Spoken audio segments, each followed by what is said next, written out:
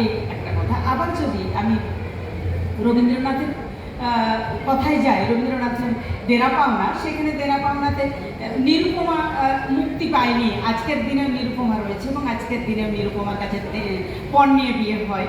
সাহিত্য সমাজের দর্পণ। এই সাহিত্য কিভাবে দেখাচ্ছে, মানুষ কিভাবে সেটাকে গ্রহণ করছে, মানুষ এটাকে কি করে তার অন্তরে নিচ্ছে এবং আবার ছেড়ে দিচ্ছে, এটা যেন অনেকটাই সেই ভাসমান হৃদয়ের মতো ভেসে ভেসে যায়। আবার যেখানে মনে হয় সেখানে আবার বন্দনা শুরু করে। বাংলার ছোট গল্পের এই একটা দিক যে তার ভবিষ্যৎ কখনো কখনো দেখা যায় যে দারুণ আছে, আবার কখনো কখনো আসলে আমাদের এই টানাপোড়েন বাংলা সাহিত্যে রয়েছে। এখানে একবার জিজ্ঞাসা করা হয়েছিল ইলিয়াসকে, মানে আখতারুজ্জামানকে, যে বাংলার ছোট গল্পের ভবিষ্যৎ কি? সেখানে বলা হয়েছিল যে কিছু নেই, থাকবে না কিছু, আবার ভবিষ্যৎ কি এরকম বলেছে। কিন্তু কথা পরস্পর বিরোধী হয়ে ওঠে সবসময়। আবার তিনি অন্য জায়গায় বলছেন যে বাংলার ছোট গল্প আছে, থাকবে। যেমন আমরা দেখতে পাচ্ছি। আবার যদি ফিরে যাই আমি আরও মান্টোর কাছে, দেশভাগ এবং শাহাদাত হোসেন মান্টো তিনি যে গল্পগুলো লিখছেন, যেমন ওখানে আপনারা কি দেখেছেন একটা 13 বছরের মেয়ে, গায়ের রং ফর্সা, গালে একটা তিল আছে, ওড়নাটা পোড়াতে গেছিল, একটা ক্যাম্প থেকে আরেকটা ক্যাম্পে দৌড়ে যাচ্ছিল, এই সময় ওড়নাটা পড়ে গেছিল তার, সে পোড়াতে গিয়ে হারিয়ে গেল, আমার হাত ফসকে গেল। আমারই মেয়ে, 13 বছর বয়স। আপনারা কেউ দেখেছেন? আপনারা তো অনুসন্ধানকারী। এই 13 বছরের মেয়েটিকে মান্টো তার গল্পের মাধ্যমে হারিয়ে দিয়েছে, কিন্তু 13 বছরের মেয়েটিকে সবাই খুঁজে পাচ্ছে। এবং লেখক মান্টো যে ভয় পেয়েছিলেন সেই দিন 13 বছরের মেয়েটার জন্য, দেখছে যে সব বয়সের মানুষ 13 বছরের মেয়েটিকে নিয়ে ছিন্ন ভিন্ন করে দিচ্ছে। আজকের দিনে এইখানে এই ভারতবর্ষে বা সারা পৃথিবী জুড়ে একটা ছোট্ট মেয়ের কোনো নিরাপদ আশ্রয় নাই। এই গল্পগুলো এখানে উঠে আসে। এরপরে আমি একটু ছোট্ট এই বলেই আমি ঘুরে যাচ্ছি যে বাংলার ছোট গল্প থাকবে। বাংলা ভাষা যদি বেঁচে থাকে, তাহলে বাংলা ভাষা যদি বেঁচে থাকে তবেই বাংলার ছোট গল্প আমাদের কাছে থাকবে, আগামী প্রজন্মের কাছে থাকবে।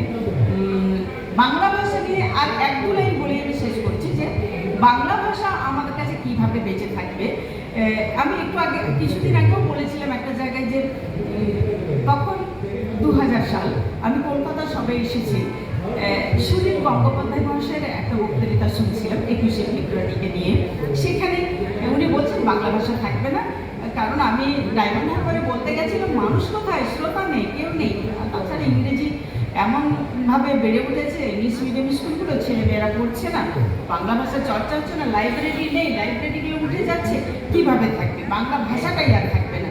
আমি আমার বাড়িতে গিয়ে যখন বলেছিলাম যে মা বাংলা ভাষা থাকে না, আমাদের বাড়ি তো গ্রামে এবং সাংঘাতিক গ্রাম, একেবারে বলতে পারেন আবার রবীন্দ্রনাথের সেই দোলগোলার গ্রামের মতো, সেই শ্যামলী নদীর ধারে 5 ফুটো পাহাড়ের তলায় আমাদের গ্রাম, হাঁটতে হাঁটতে ক্লান্ত হয়ে যাবে তাও পৌঁছাবে না, আমি সেই গ্রামেরই মানুষ।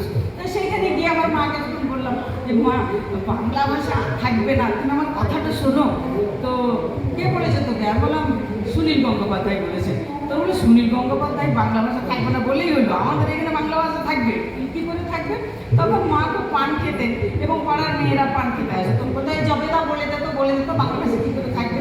আমরা বর্ণে বর্ণে বাংলা কথা বলি, কি করে?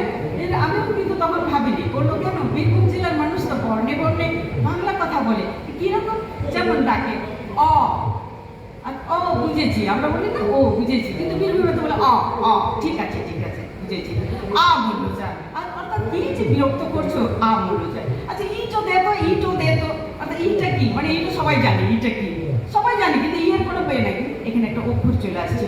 ঠিক সেরকম ভাবে যেমন মা বলেছিল, আমাকে উদাহরণগুলো দিয়েছিল, যেমন শম্ভু কাকা বলে ও মুখ ভোলা ভাই ভাই চ, চালটা 6 ভাই 6, অর্থাৎ চলো ভাই চলো, চালটা ছাইয়ে দাও, 6 দাও, চাল ছুঁয়ে দে, মানে চালটা ছুঁয়ে দে। আবার গরুগুলো যখন আসে তখন কি বলে? হ, অর্থাৎ দাঁড়াও, গরুকে বলা হচ্ছে হ, গরু দাঁড়িয়ে যাচ্ছে। আবার বলা হচ্ছে কি আর করে খুব চাল উল্টে দিলি, একবারে ফ করে বেড়াচ্ছিস, যাও হ চলে যাবে। কি ভাই ফুল ফুটেছে, একবারে খোঁজ করতে ম ম করছে। এই যে আমরা বর্ণে বর্ণে কথা বলি, তাই বাংলা ভাষা শেষ হবে না। যদিও বিতর্ক আছে, কিন্তু আমার মাকে মনে রেখে, আমাদের গ্রামের মায়েদের মনে রেখেই বলি যে বাংলা ভাষা থাকবে, বাংলা ভাষা আছে, এবং বাংলা ভাষার মানে বাংলার ছোট গল্প বাংলা ভাষার উপরে আরোহণ করে যখন চলে যাবে, এর বিস্তার অনেক দূর। তার একটা মানে অনেক জ্বলন্ত উদাহরণ যে আমেরিকার কাছে দিশারি বাংলা একটা স্কুল চালায় এবং বাংলা লাইব্রেরি রয়েছে। ধন্যবাদ।